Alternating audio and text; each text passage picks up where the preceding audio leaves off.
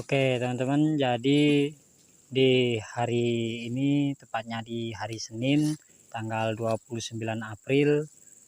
Nah, di sini saya akan memberikan cara kerja di peternakan sapi, apa yang harus dilakukan saat di lokasi, dan apa saja yang harus diketahui untuk bekerjanya. Nah, jadi ini akan saya bahas pada hari ini ya, tepatnya di jam setengah satu. Ini akan saya bahas lagi.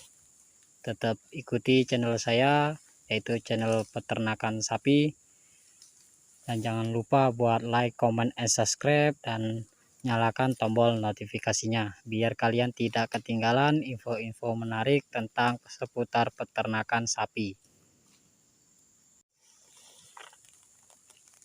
Assalamualaikum warahmatullahi wabarakatuh.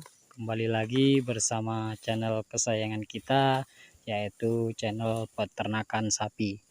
Nah, hari ini saya akan memberikan cara kerja di peternakan sapi seperti video yang kemarin. Nah, di sini saya akan mengasih tahu apa yang harus diketahui oleh pekerja peternakan sapi yang sistem breeding di perkebunan kelapa sawit seperti ini ya. Nah, jadi di hari ini saya akan bahas lagi.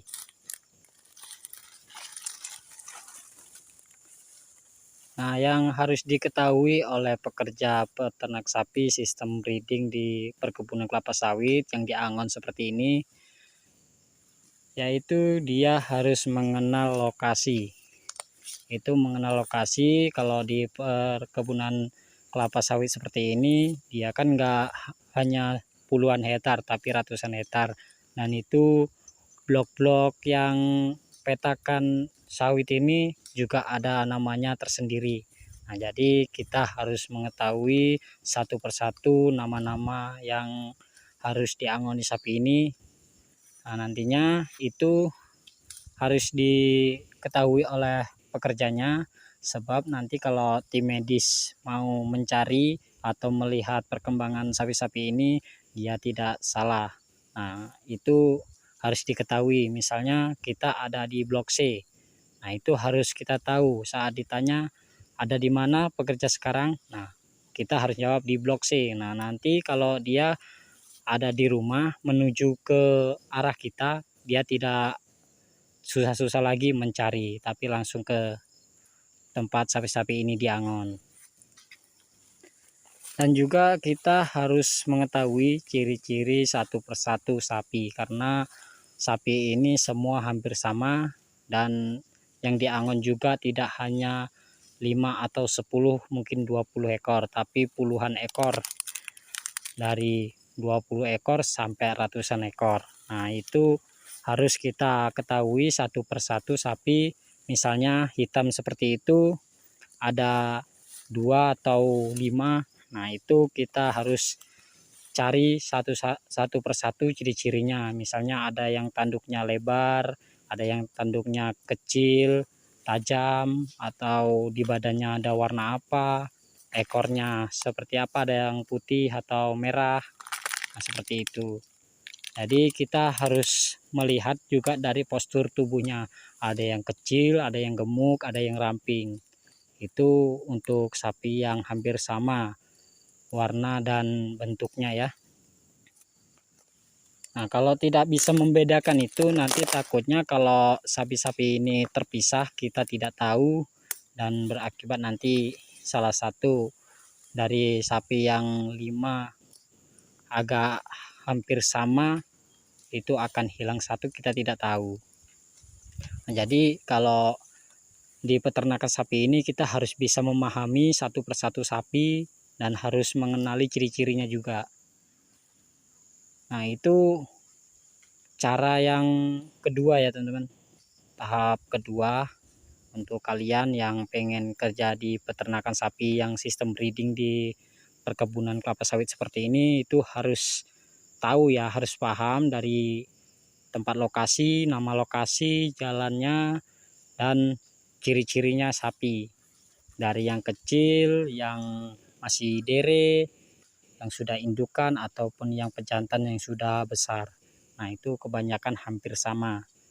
Dan kita juga harus tahu sifat-sifat sapi itu seperti apa, dan arah-arahnya dia mau kemana itu harus kita pahami. Dan kalau kita pahami pengangonan di perkebunan kelapa sawit seperti ini, kita mudah untuk mengendalikan sapi-sapi ini. Misalnya sapi ini tadi dari sana, nah dia ke sini.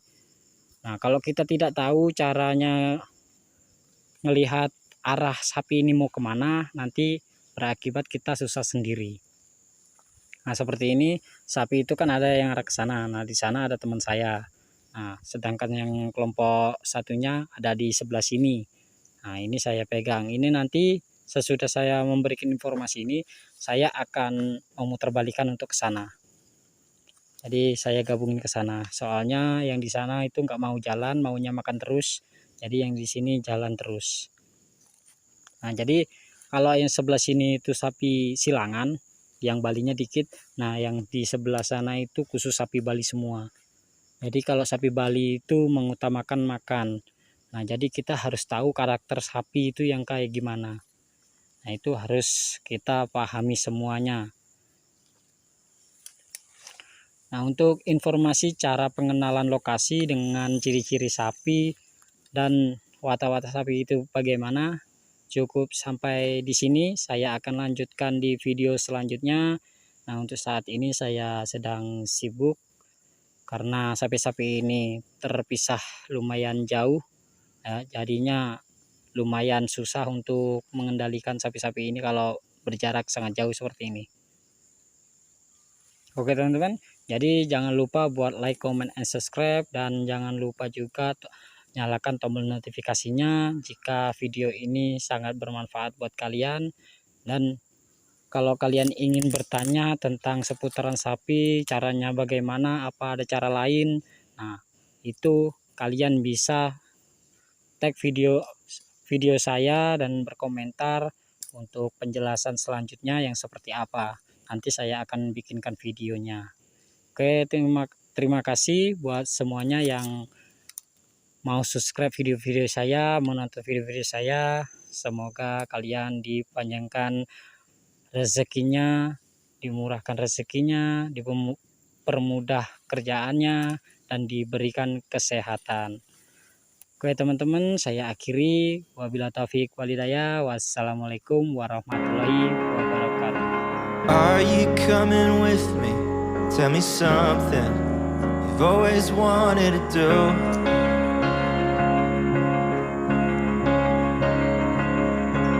Are you on my